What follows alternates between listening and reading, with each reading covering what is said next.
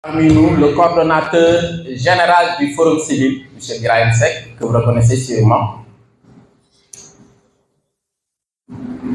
Ils sont avec l'inspecteur de l'éducation et de la formation, M. Fofana.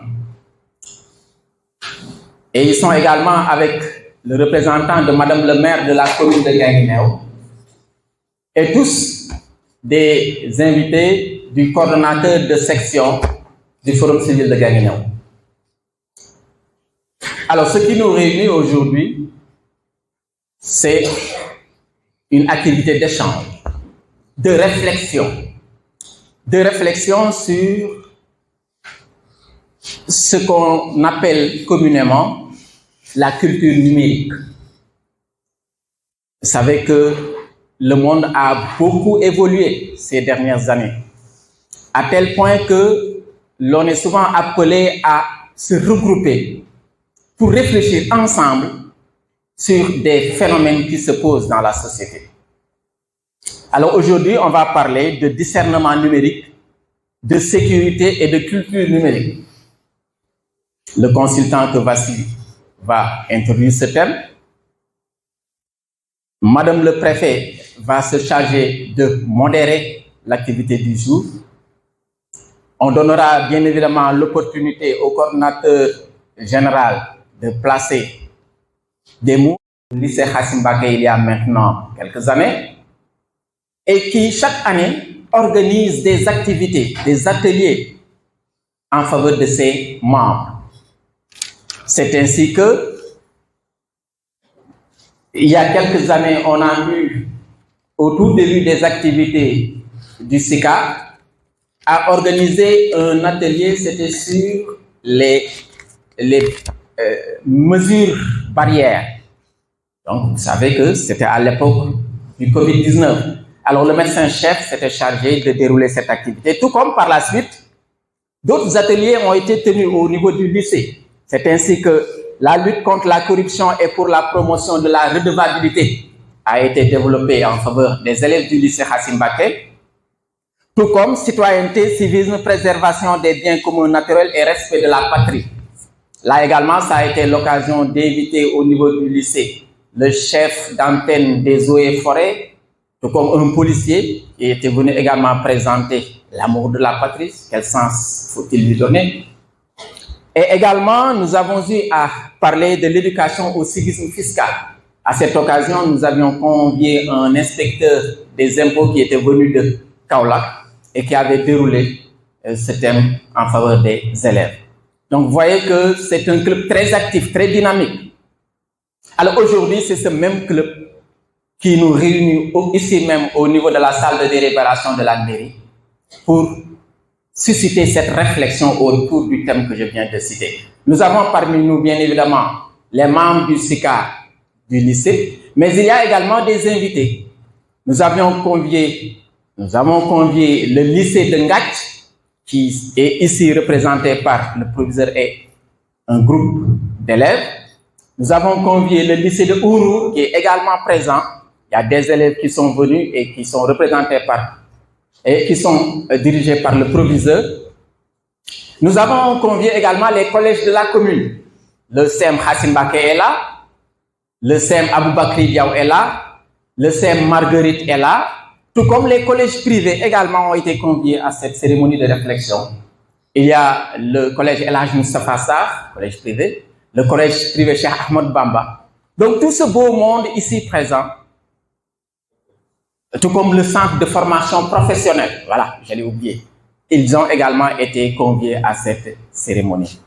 Donc, c'est vous dire que c'est vraiment une participation très riche qui sera l'occasion pour vous d'interroger ceux qui vont se présenter tout à l'heure devant vous sur l'objet de votre réflexion. Qu'est-ce qui vous pose problème par rapport à ce phénomène de numérique? Des tas de questions. Pendant le déroulement, bien évidemment, vous allez prendre note. On vous a tous équipés en bloc-notes et en stylo. C'est pour vous permettre de prendre note et de pouvoir poser des questions par la suite. D'accord? Donc, sans... Je suis le chef d'établissement Mesdames, Messieurs, chers invités, chers élèves. C'est un énorme plaisir. Je suis le coordonnateur national du Forum civil, je suis le coordonnateur départemental, le coordonnateur de la section départementale, ainsi que toute la délégation qui vous accompagne aujourd'hui. Vous me permettez de vous souhaiter la bienvenue, ceux qui prend la parole en premier, avant que monsieur le représentant de la maire fasse également ces mots de bienvenue, puisque c'est la commune qui nous accueille aujourd'hui. Donc, chers invités, je suis très heureuse aujourd'hui de prendre part à cet atelier d'une haute importance et qui nous concerne tous à bien des égards. Donc, on a l'habitude de dire que ceux qui ne sont pas connectés ont les analphabètes du XXIe siècle. Donc, le monde est en pleine mutation, en pleine transformation, comme à l'aide de la digitalisation, de l'interconnexion. Le monde est devenu maintenant un village planétaire. Et c'est toujours bien d'avoir ce genre de tribune, de se discuter avec nos jeunes élèves, nos futurs dirigeants, j'ai l'habitude de le dire. D'ici quelques années, vous allez prendre nos places. On le souhaite pour vous. Que Dieu vous fasse longue vie. Et chaque mutation a ses avantages et ses inconvénients. Et toujours est-il bon de prendre ce qu'il y a de meilleur pour pouvoir le fructifier et en bénéficier. Quand on aura l'occasion d'échanger plus amplement sur ça, de vous donner toute la parole parce que on avait discuté avec le coordonnateur de la section départementale que cet atelier soit interactif. On vous donne l'occasion de vous exprimer.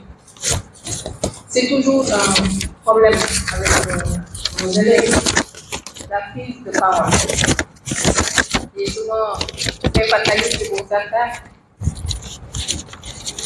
Souvent, on a peur de se faire deadliniser de ses camarades juste parce qu'on exprime ses opinions ou ses idées. Et qu'on peut faire des fautes qui sont tout à fait légitimes. C'est tout à fait normal de faire des fautes parce que nous sommes humains. Mais quand on fait des erreurs et qu'on nous corrige, demain on sera plus dans cette position dans les erreurs. Donc il faut savoir oser et prendre la parole en public. C'est pourquoi c'est toujours bien d'encourager ce genre d'initiative avec les clubs SICA. On a senti le dynamisme, l'intérêt par rapport aux profondes mutations qui touchent la société et qui vous interpellent en tant que jeunes. Donc c'est vraiment l'occasion de féliciter tout l'encadrement qui est derrière. Toutes ces personnes de bonne volonté, tapis dans l'ombre, qui ne sont pas toujours devant les écrans, qui abattent un excellent travail, qui nous accompagnent, qui nous orientent, qui nous encadrent, pour que demain, vous puissiez, j'allais dire, faire éclore tous vos potentiels. Parce que vous en avez, chaque élève a son potentiel. Et il faut savoir exprimer ces potentiels-là. Il y a un célèbre pédagogue qui disait qu'il faut libérer le potentiel des enfants et ils vont transformer le monde avec eux. Parce que c'est vous l'avenir de demain. Pour ça, il faut qu'on nous capacite. On ensemente chez vous le béaba, le fondement, les valeurs, toute éthique et déontologie. Et dans la vie, il faut savoir raison garder, avoir une bonne éthique, une bonne morale pour pouvoir vivre en société. Et c'est ce qui est attendu de vous. J'avais dit, chère neveu, chère nièce. Donc c'est toujours un plaisir d'avoir ce genre de tribune. Donc je félicite le Forum civil, la coordination nationale comme la coordination départementale, tous les efforts qui sont en train d'être faits. Également aux encadreurs, les pédagogues, les enseignants, ces nobles serviteurs de la nation, sans qui nous ne serions pas dans ces positions-là. Parce que les diables, on a compris. Moi, c'est ce qui m'ont guidé depuis mon plus jeune âge à l'école primaire, collège, au lycée. Moi, je m'allais faire parce que c'est grâce à eux que je suis devenue cette personne. Si je ne m'avais pas accompagné en amont, je n'aurais pas tout ce potentiel, toute cette capacité. Donc, mention spéciale à tous vos encadreurs, à tous vos enseignants, à tous vos formateurs. Alors, avant d'entrer dans le vif du sujet, c'était juste des propos liminaires. On va procéder à des prières. On n'a pas à faire comme on parle. Départementale. Mesdames et Messieurs les responsables et membres du Forum civil, encadreurs, élèves, parents d'élèves, chers invités. Et avec un immense plaisir, au nom de Mme Raphaël Diouf, Madame la maire de la commune, je voudrais souhaiter la bienvenue à Monsieur le coordonnateur général et aux invités. Vous me permettrez, Madame le Préfet, d'ouvrir une brèche et profiter de la présence de Monsieur le coordonnateur général pour l'entretenir un peu de la collaboration entre sa structure et la commune de Guinguinéo. Monsieur le coordonnateur général du Forum civil, votre structure occupe une place importante à Guinguinéo par son implication dans la planification et la mise en œuvre des projets et programmes de la commune.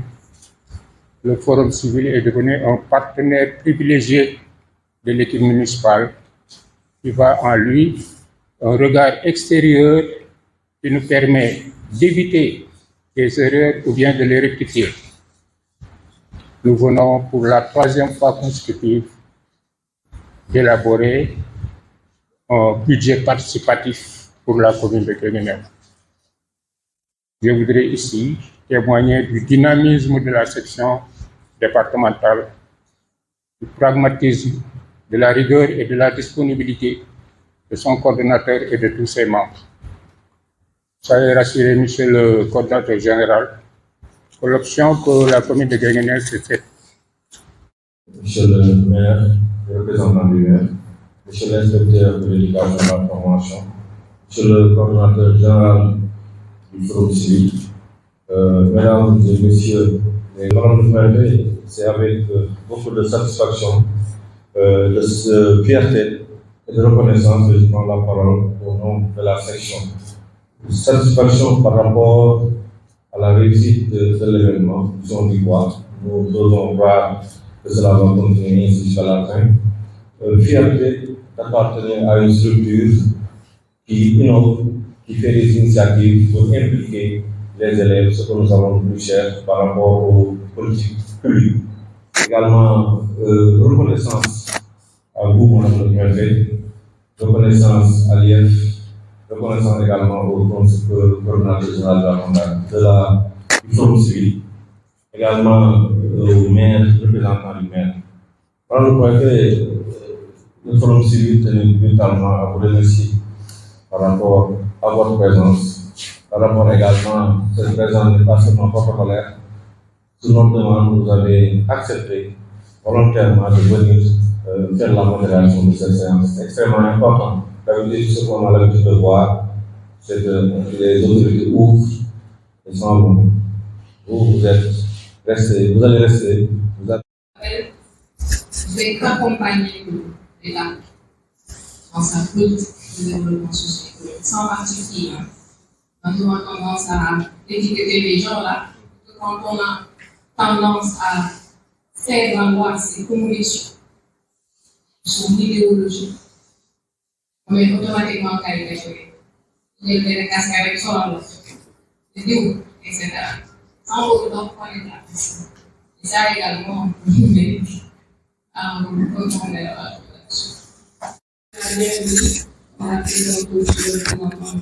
Anne, merci pour l'accueil. Merci également pour la générosité, mais surtout la modestie que vous ne cessez de montrer à l'endroit de la population de Guinguinéo. les élèves ici présents qui sont venus écouter des présentations, ou bien qui sont venus échanger avec le Forum civil sur une thématique nouvelle et une thématique d'actualité. Le 24 février 2025, le président de la République, M. Bassirou Diomaye Faye, a lancé une nouvelle politique numérique du Sénégal, dénommée, bien qu'on appelle le New Deal technologique. Demain, si vos enseignants vous posent la question quelle est la nouvelle politique numérique du Sénégal, vous pouvez répondre aisément qu'il s'agit du New Deal technologique. Il y a d'autres stratégies qui ont été déjà élaborées depuis 2016 au niveau du Sénégal, comme la stratégie SM 16-20 et 20-25, mais je ne vais pas m'attarder sur ça. Juste pour vous dire que la nouvelle stratégie au niveau du Sénégal s'appelle le New Deal technologique. Et quand on parle souvent de stratégie, une stratégie est toujours soutenue par des piliers, bien par des axes stratégiques. C'est-à-dire, l'État du Sénégal a mis en place une stratégie. Et là, quelles sont les ambitions de l'État du Sénégal en matière de numérique? Qu'est-ce que l'État du Sénégal veut dans le domaine du numérique? C'est la question de la problématique qu'il faudra se poser quand on parle de New Deal technologique. Et l'État du Sénégal dit, moi j'aimerais être dans un premier temps un leader, donc un leader africain en matière de numérique vis-à-vis des autres pays au niveau de l'Afrique. Moi je veux développer des stratégies, développer des politiques, mettre en place des structures, permettre une certaine connectivité, asseoir des infrastructures, bâtir des coopérations pour être leader en matière de numérique au niveau africain. C'est le premier pilier du New Deal technologique, être leader africain en matière de numérique. Le Sénégal également dit, j'ai une deuxième ambition. On lui demande, c'est quoi cette deuxième ambition? Il dit, je veux que mes services de l'éducation, de la santé, de la protection sociale, de l'assainissement, de l'hydraulique, soient des politiques digitalisées. Donc l'État dit, ma deuxième ambition, c'est la digitalisation des services publics. D'ailleurs, si je me trompe, au niveau de l'éducation, vous, si vous voulez consulter vos notes, vos bulletins, vous allez dans une application qu'on appelle Planète. Planète, c'est une application qui tente la digitalisation pour que les parents n'aient plus la peine de venir jusqu'à l'école pour consulter les notes. Et c'est une stratégie que M. Fofana connaît très bien parce qu'au niveau du ministère de l'Éducation, ils ont ce qu'ils appellent le CIMEN, le système d'information du ministère de l'Éducation nationale, qui a déjà collecté pratiquement 50% des données numériques des élèves. 50%. Aujourd'hui, si l'État du Sénégal, veut aller vers ce qu'on appelle une identité numérique. Cette première base, l'État y travaille. Mais pour que cela soit possible, il faut qu'il passe par ce qu'on appelle la digitalisation des services publics. Pour que demain, si vous avez besoin d'un passeport, d'une pièce d'identité, si vous voulez consulter également votre dossier patient, supposons que vous soyez malade, vous allez à l'hôpital, ou bien vous allez à l'hôpital ici à Guinguinéo, demain vous avez un rendez-vous à Dakar, il n'y a pas besoin que le médecin vous dise apporte-moi ton dossier. Il suffit de mettre ton identifiant pour se connecter sur la plateforme pour savoir votre itinéraire en tant que malade. Digitalisation des services publics. C'est le deuxième pilier, c'est la deuxième ambition du New Deal technologique. Deuxième ambition, Troisième ambition, l'État veut aller vers ce qu'on appelle le développement de l'économie numérique.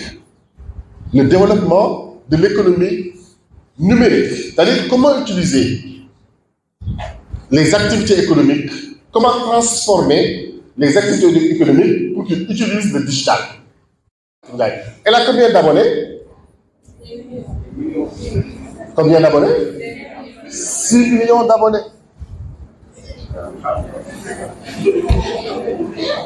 Vous connaissez Mahfouz? Il ne connaît pas Mahfouz.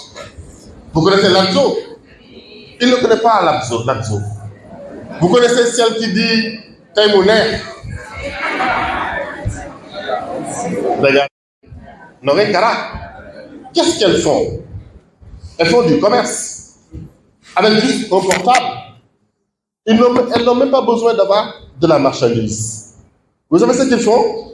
Cyril vend, je sais pas, des foulards, Daouda vend des robes, Cheikh Tidiane vend des chaussures. Ils vont demander à Tidiane à combien vous vendez vos chaussures. Cheikh Tidiane dit 10 000. Cyril dit à 6 000. Donc ils marchent en disant je vais vendre à 12 000 et à 7 000. Ils viennent dans les réseaux sociaux avec la marchandise ou bien sur les WhatsApp, vous le faites vous-même. Les WhatsApp disent je vends des chaussures à temps, je vends des robes à temps, je vends des foulards à temps. Si vous commandez, avant qu'il ne vous livre la commande, vous faites quoi? Vous envoyez par quel moyen? Wave ou bien Orange Money. C'est toujours le digital. Ça, c'est l'économie numérique. Fatou Ndiaye, avec ses 6 millions, fait de la publicité. Pourquoi je la donne en exemple? Parce que c'est l'une des rares TikTokeuses sénégalaises qui est sur des réseaux sociaux sans extravagance. Hors des salles de classe pour échanger avec vous. Vous êtes la centralité de l'éducation et vous resterez toujours la centralité de la nation. Parce que toute nation pense à son avenir. Monsieur le maire, le représentant du maire, comme vous le savez, l'éducation est une compétence transférée. Tout normalement, encore une fois, merci beaucoup de votre accompagnement. Madame le préfet, cette rencontre est une très belle occasion. Si vous voyez que je ne mets pas l'accent sur Madame le préfet, que j'appelle affectueusement maman, c'est parce que également, depuis sa venue, c'est ce comportement qu'elle a montré. Il y a des défis ou des activités d'une certaine ampleur, elle ne délègue pas. C'est pourquoi la fois dernière, quand on a parlé d'inclusion, elle était devant. Aujourd'hui, voilà, un autre enjeu, un autre défi relatif au numérique, elle est là. Quand vous dites que l'IM est trop chargé, donc qu'est-ce qu'on va dire, Madame le Préfet? Donc, Madame le Préfet, votre déplacement, vous n'êtes pas venu pour le forum civil, et vous êtes venu pour vous-même, parce que vous représentez le chef de l'État, vous représentez le ministre, et à la limite, quand vous êtes là, moi je devrais me mettre derrière, parce que comme vous l'avez dit, je suis votre collaborateur. Et en terminant avec le coordinateur national, M. Ba, vous me donnez l'opportunité enfin de voir physiquement M. Birame Seck. Physiquement, je dis bien.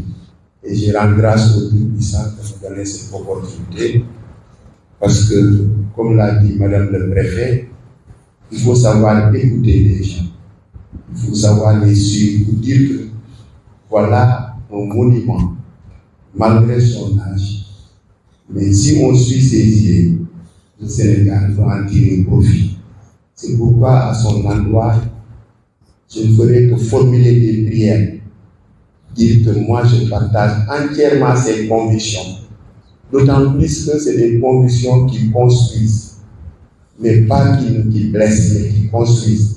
Et que nous devons cesser de dire que tant que ça ne m'arrange pas, je ne suis pas de son côté. Madame le Préfet, rien que par la dénomination de forum civil. Nous devons nous arrêter, c'est ça. Forum, c'est une occasion d'échanger. Et là, c'est des espaces que nous connaissons dans le passé à travers nos grands-parents. Petit, nous échanger. Et dans ces assemblées, c'est là-bas que le village prenait une décision. C'est dans les assemblées que les empires et les royaumes prenaient des décisions. Donc vous voyez que cette ONG s'est inspirée, n'est-ce pas, de nos valeurs traditionnelles, même si le mot sonne français. Mais sachez que c'est des valeurs que nous connaissons déjà. Et comme vous l'avez dit, civil, c'est un espace qui n'est pas réservé seulement à certaines sommités. Donc voilà, à travers cette ONG, donc elle ouvre cette voie au niveau des autres démembrements de la société. Aujourd'hui, vous voyez qu'on ne voit pas des politiciens.